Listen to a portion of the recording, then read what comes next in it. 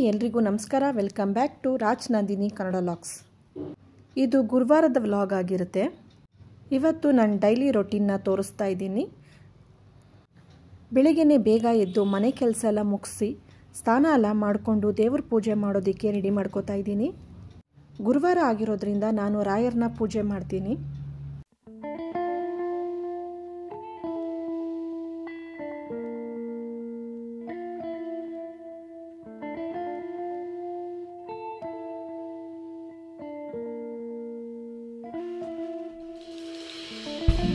ವಿಭೂತಿ, ಅರಿಶಿನ, ಕುಂಕುಮ ಎಲ್ಲ ಇಟ್ಕೊಂಡು ದೇವ್ರ ಫೋಟೋಕ್ಕೆ ಹೂವೆಲ್ಲ ಇಟ್ಟು ಪೂಜೆ ಮಾಡೋದಕ್ಕೆ ರೆಡಿ ಮಾಡ್ಕೋತಾ ಇದ್ದೀನಿ.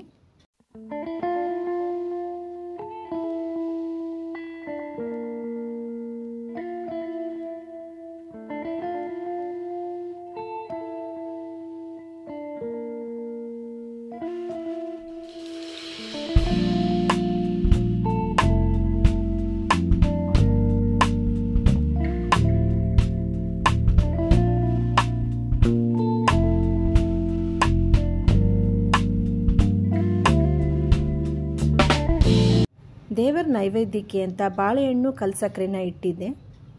ನೈವೇದ್ಯಕ್ಕೆ ಅಂತ ವಾರನೂ ನಮ್ಮ ಮನೇಲಿ ಯಾವುದಾದ್ರೂ ಹಣ್ಣುಗಳಿದ್ರೆ ಹಣ್ಣುಗಳನ್ನ ಇಡ್ತೀನಿ, ಇಲ್ಲ ಅಂದರೆ ಒಂದು ಗ್ಲಾಸ್ ಹಾಲು ಇಡ್ತೀನಿ, ಡ್ರೈ ಫ್ರೂಟ್ಸ್ ಇಡ್ತೀನಿ. ಮನೇಲಿ ಯಾವುದಿರುತ್ತೆ ಅದನ್ನಿಟ್ಟು ಪೂಜೆ ಮಾಡ್ತೀನಿ.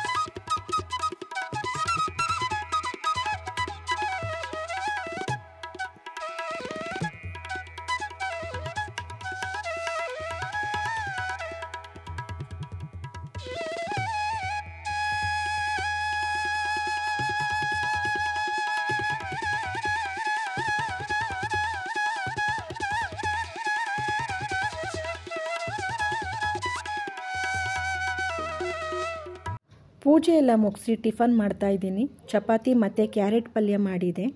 ಚಪಾತಿನ ಎಲ್ರಿಗೂ ಒಸ್ಕೊಡ್ತಾ ಇದ್ದೀನಿ. ಮಕ್ಳಿಗೂ ಸ್ಕೂಲು ರಜಾ ಇರೋದ್ರಿಂದ ಮಕ್ಕಳು ಕೂಡ ಲೇಟಾಗಿ ಎದ್ದಿರ್ತಾರೆ. ಎಲ್ರದ್ದು ಟಿಫನ್ ಎಲ್ಲ ಆದಮೇಲೆ ಪಾತ್ರೆನ ಅಲ್ಲಿಂದಲ್ಲೇ ತೊಳೆದು ಇಟ್ಬಿಡ್ತೀನಿ. ಹಾಗೆ ಅಡುಗೆ ಮನೆಯೂ ಕೂಡ ಕ್ಲೀನ್ ಮಾಡ್ಕೋತಾ ಇದ್ದೀನಿ.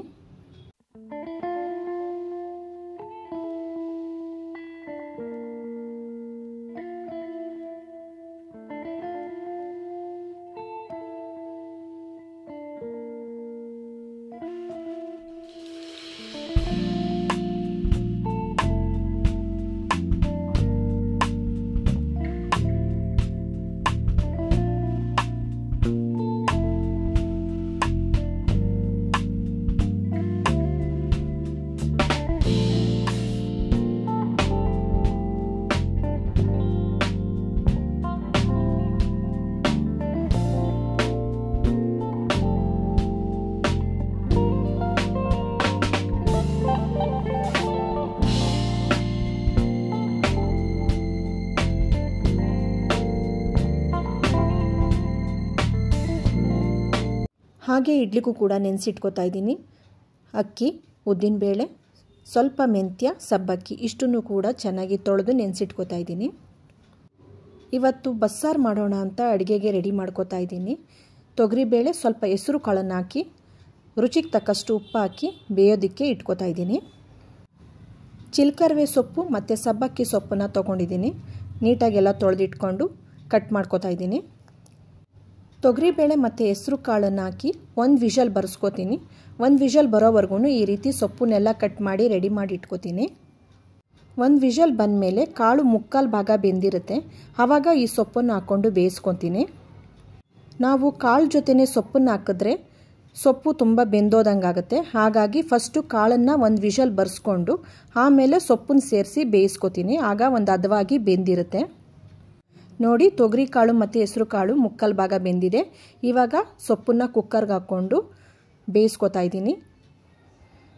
ಸೊಪ್ಪು ಹಾಕಿದ್ಮೇಲೆ ಒಂದು ಸತಿ ಮಿಕ್ಸ್ ಮಾಡಿ ಬೇಯೋದಕ್ಕೆ ಇಡ್ತೀನಿ. ರುಚಿ ಏನಾದರೂ ಕಮ್ಮಿ ಆಗಿದ್ದರೆ ಈ ಟೈಮಲ್ಲಿ ಸ್ವಲ್ಪ ಉಪ್ಪನ್ನು ಸೇರಿಸಿ ಬೇಯಿಸ್ಕೋಬೋದು. ಈ ಸೈಡ್ ಬಾಣಲಿಗೆ 1 ಸ್ಪೂನಷ್ಟು ಎಣ್ಣೆ, ಸ್ವಲ್ಪ ಬೆಳ್ಳುಳ್ಳಿ, ಈರುಳ್ಳಿ, ಸ್ವಲ್ಪ ಜೀರಿಗೆ ಇಷ್ಟನ್ನು ಹಾಕ್ಕೊಂಡು ಫ್ರೈ ಮಾಡ್ಕೋತಾ ಇದ್ದೀನಿ.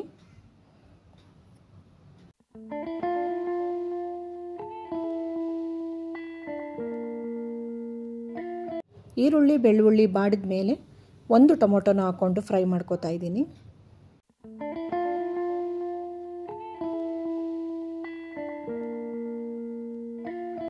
ಸ್ವಲ್ಪ ಹುಣಸೆಹಣ್ಣು ಕೂಡ ಸೇರಿಸ್ಕೋತಾ ಇದ್ದೀನಿ. ನಮಗೆ ಹುಳಿ ಎಷ್ಟು ಬೇಕೋ ಅಷ್ಟು ನೋಡಿಕೊಂಡು ಟೊಮೊಟೊ ಕೂಡ ಹಾಕಿರ್ತೀವಿ. ಹಾಗೆ ಸ್ವಲ್ಪ ಹುಣಸೆಹಣ್ಣು ಕೂಡ ನೋಡಿಕೊಂಡು ಹಾಕೋಬೇಕು. ಹಾಗೆ ಹಸಿ ಕಾಯಿ ತುರಿನೂ ಕೂಡ ಹಾಕೋತಾ ಇದ್ದೀನಿ. ಸ್ವಲ್ಪ ಕೊತ್ತಂಬರಿ ಸೊಪ್ಪು ಇಷ್ಟನ್ನು ಹಾಕ್ಕೊಂಡು ಸ್ವಲ್ಪ ಫ್ರೈ ಮಾಡ್ಕೋತೀನಿ.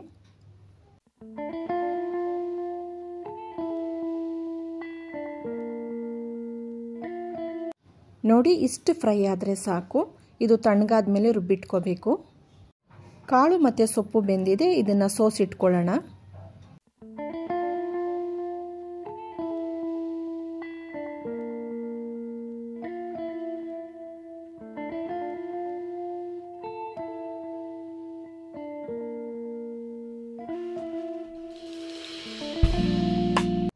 ರುಬ್ಬೋದಕ್ಕೆ ಸ್ವಲ್ಪ 1 ಸ್ಪೂನಷ್ಟು ಕಾಳನ್ನು ಸಪ್ರೇಟಾಗಿ ಎತ್ತಿಟ್ಕೋತಾ ಇದ್ದೀನಿ.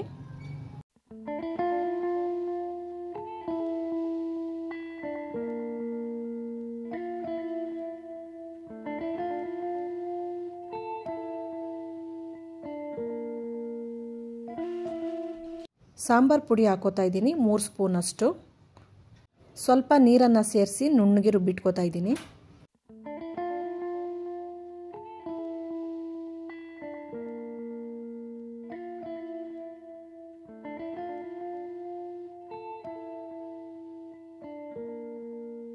ಕಾಳು ಮತ್ತು ಸೊಪ್ಪನ್ನು ನಾವೇನು ಸೋಸಿಟ್ಕೊಂಡಿದ್ವಿ ಆ ನೀರಿಗೆ ಅಂದರೆ ಆ ರಸಕ್ಕೆ ನಾವು ರುಬ್ಬಿಟ್ಕೊಂಡಿರೋ ಮಸಾಲೆನ ಸೇರಿಸ್ತಾ ಇದ್ದೀನಿ.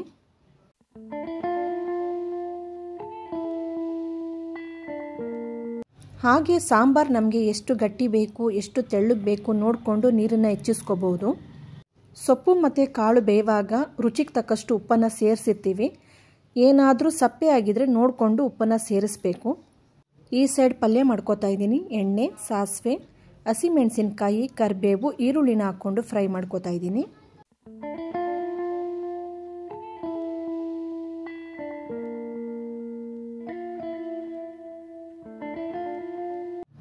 ಈರುಳ್ಳಿ ಎಲ್ಲ ಫ್ರೈ ಆದಮೇಲೆ ಸೊಪ್ಪು ಮತ್ತು ಕಾಳನ್ನು ಹಾಕ್ಕೊಂಡು ಸ್ವಲ್ಪ ಹಸಿ ಕಾಯಿ ತುರಿನ ಹಾಕ್ಕೊಂಡು ಫ್ರೈ ಮಾಡ್ಕೋತಾ ಇದ್ದೀನಿ.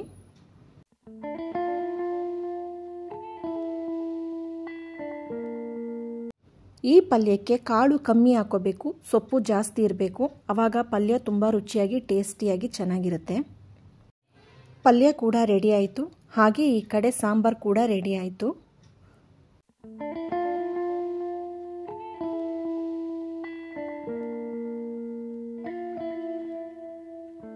ಸಾಂಬಾರಿಗೆ ಒಗ್ಗರಣೆ ರೆಡಿ ಮಾಡ್ಕೋತಾ ಇದ್ದೀನಿ. ಎಣ್ಣೆ, ಸಾಸಿವೆ, ಬೆಳ್ಳುಳ್ಳಿ, ಕರಿಬೇವು ಇಷ್ಟನ್ನು ಹಾಕ್ಕೊಂಡು ಫ್ರೈ ಮಾಡ್ಕೋತಾ ಇದ್ದೀನಿ.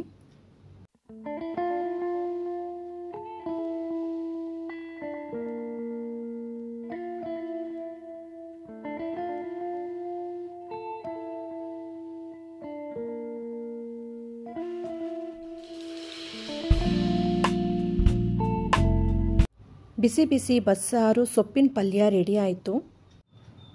ಬಸ್ಸಾರಿಗೆ ಮುದ್ದೆ ಮಾಡಿಕೊಂಡ್ರೆ ತುಂಬ ಚೆನ್ನಾಗಿರುತ್ತೆ. ನಮ್ಮ ಯಜಮಾನರು ಲೇಟಾಗಿ ಬರ್ತೀನಿ ಊಟಕ್ಕೆ ಅಂದಿದ್ದಕ್ಕೆ ನಾನು ಮುದ್ದೆ ಮಾಡಲಿಲ್ಲ. ರಾತ್ರಿ ಮುದ್ದೆ ಮಾಡ್ಕೊಂಡ್ರಾಯ್ತು ಅಂತ ಮುದ್ದೆ ಮಾಡಲಿಲ್ಲ. ಒಬ್ಬೊಬ್ಬರು ಒಂದೊಂದು ಥರ ಮಾಡ್ತಾರೆ ಬಸ್ಸಾರು. ನಾವು ಈ ರೀತಿ ಮಾಡ್ತೀವಿ ಬಸ್ಸಾರು. ತುಂಬ ಚೆನ್ನಾಗಿತ್ತು, ಟೇಸ್ಟಿಯಾಗಿ ಕೂಡ ಆಗಿತ್ತು. ಯಾರೆಲ್ಲ ಟ್ರೈ ಮಾಡಿಲ್ಲ ಒಂದ್ಸತಿ ಟ್ರೈ ಮಾಡಿ. 1 ತಿಂಗಳ ಹಿಂದೆ ಖುಷ್ಬು ಆಯಿಲ್ ಸ್ಕಿನ್ ಕೇರ್ನ ಮಾಡಿದ್ದೆ. ಅದ್ರದ್ದು ಆನೆಸ್ಟ್ ರಿವ್ಯೂ ಹೇಳ್ತೀನಿ ಅಂತ ಹೇಳಿದೆ. ಆ್ಯಕ್ಚುಲಿ ಹೇಳ್ಬೇಕಂದ್ರೆ 15 ದಿವಸ ಆದಮೇಲೆ ಹೇಳ್ತೀನಿ ಅಂತ ಹೇಳಿದೆ. ಆದರೆ ನಾನು 1 ತಿಂಗಳೇ ಆಯಿತು ಅದು ಸ್ಕಿನ್ ಕೇರ್ ಆಯಿಲ್ ಮಾಡಿ. ಸೊ ಅದ್ರ ರಿವ್ಯೂ ಹೇಳ್ತಾ ಇದ್ದೀನಿ, ಆನೆಸ್ಟ್ ರಿವ್ಯೂ. ಇದು 15 ದಿನಕ್ಕೆ ಅಥವಾ 1 ತಿಂಗಳಿಗೆ ತುಂಬ ಗ್ಲೋ ಆಗಿಬಿಡುತ್ತೆ, ತುಂಬ ಬೆಳ್ಳಗಾಗ್ಬಿಡ್ತೀವಿ. ಅದೆಲ್ಲ ನನಗೇನೂ ಆಗಿಲ್ಲ, ಹೆಂಗಿದ್ದೀನಿ ಹಾಗೆ ಇದ್ದೀನಿ. ಸ್ವಲ್ಪ ಸ್ಕಿನ್ ಟೈಟ್ನಿಂಗ್ ಆಗುತ್ತೆ, ಏನೂ ಚೇಂಜಸ್ ಏನಾಗಿಲ್ಲ, ಇದ್ದಂಗೆ ಇದೆ ನನ್ನ ಸ್ಕಿನ್ನು. ಯಾವುದೇ ರೀತಿ ಬೆಳ್ಳಗಾಗಿದ್ದೀನಿ ಆ ಥರ ಎಲ್ಲ ಏನೂ ಆಗಿಲ್ಲ. ನನಗನ್ನಿಸ್ತಾ ಇರೋದು, ಬೇರೆಯವ್ರಿಗೆ ಹೆಂಗಾಗಿದೆಯೋ ಏನೋ ನನಗೆ ಗೊತ್ತಿಲ್ಲ. ನನ್ನ ಅಭಿಪ್ರಾಯ ನಾನು ಹೇಳ್ತಾ ಇದ್ದೀನಿ, ಇರೋದನ್ನು ಇದ್ದಾಗಿ ಹೇಳ್ತಾ ಇದ್ದೀನಿ. ನೋಡಿ, ನನ್ನ ಮುಖದಲ್ಲಿ ಯಾವುದೇ ರೀತಿ ಕ್ರೀಮ್ ಆಗಲಿ ಪೌಡ್ರ್ ಆಗಲಿ ನಾನು ಹಚ್ಚಿಲ್ಲ. ಜಸ್ಟ್ ಮುಖ ತೊಳೆದು ಬಂದು ಕೂತಿದ್ದೀನಿ. ಯಾಕೆ ಅಂದರೆ ನಿಮಗೆ ಗೊತ್ತಾಗಬೇಕಲ್ವ ನನ್ನ ಫೇಸಲ್ಲಿ ಏನಾದರೂ ಚೇಂಜಸ್ ಆಗಿದೆಯಾ ಇಲ್ವಾ ಅಂತ. ನನಗನ್ಸುತ್ತೆ ಇದು ಯಾವುದೇ ರೀತಿ ಚೇಂಜಸ್ ಆಗಿಲ್ಲ. ಮೋಸ್ಟ್ಲಿ ಇದು ಹಚ್ತಾ ತುಂಬ ತಿಂಗಳು ಆಯ್ತಾ ಗ್ಲೋ ಬರ್ಬೋದು ಅನ್ಕೋತೀನಿ. ಅದರಲ್ಲೂ ಆಯಿಲ್ ಸ್ಕಿನ್ ಇರೋರಿಗೆ ಈ ಎಣ್ಣೆ ಸೂಟ್ ಆಗಲ್ಲ, ತುಂಬ ಪಿಂಪಲ್ಸ್ ಬರುತ್ತೆ. ಯಾಕೆ ಅಂದರೆ ನನ್ನ ಮಗಳಿಗೂ ಕೂಡ ಆಯಿಲ್ ಸ್ಕಿನ್ನು. ಅವಳು ಇದನ್ನು ಒಂದೇ ವಾರ ಹಚ್ಚಿದ್ದು, ತುಂಬ ಪಿಂಪಲ್ಸ್ ಬಂತು ಮುಖದಲ್ಲಿ, ಸರಿ ಅಂತ ಬಿಟ್ಬಿಟ್ಲು. ಸ್ವಲ್ಪ ಎಣ್ಣೆ ಉಳಿದಿತ್ತು. ಇದನ್ನು ನಾನು ಏನಕ್ಕೆ ಯೂಸ್ ಮಾಡ್ತಾ ಇದ್ದೀನಿ ಅಂದರೆ ಈ ರೀತಿ ನನ್ನ ಕೈಗಳಿಗೆ ಹಚ್ಕೊಂಡು ಯೂಸ್ ಮಾಡ್ತಾ ಇದ್ದೀನಿ. ನನ್ನ ಮುಖಕ್ಕೆ ಹಚ್ಕೋತಾ ಇಲ್ಲ ಇವಾಗ. ಯಾಕೆ ಅಂದರೆ ಸ್ವಲ್ಪ ಪಿಂಪಲ್ಸ್ಗಳು ಸ್ಟಾರ್ಟ್ ಆಗ್ತಾ ಇದ್ದಾವೆ, ಹಾಗಾಗಿ ನಾನು ಈ ರೀತಿ ಕೈ ಕಾಲುಗಳಿಗೆ ಹಚ್ಕೊಂಡು ಯೂಸ್ ಮಾಡ್ತಾ ಇದ್ದೀನಿ. ನಿಮ್ಮ ಟೈಮ್ ಕೊಟ್ಟು ನನ್ನ ವಿಡಿಯೋ ನೋಡಿದ್ದಕ್ಕೆ ಥ್ಯಾಂಕ್ ಯು ಸೋ ಮಚ್. ಹೀಗೆ ನನ್ನ ವಿಡಿಯೋ ಇಷ್ಟ ಆದರೆ ಲೈಕ್ ಮಾಡಿ, ಸಬ್ಸ್ಕ್ರೈಬ್ ಮಾಡಿ. Thank you for watching.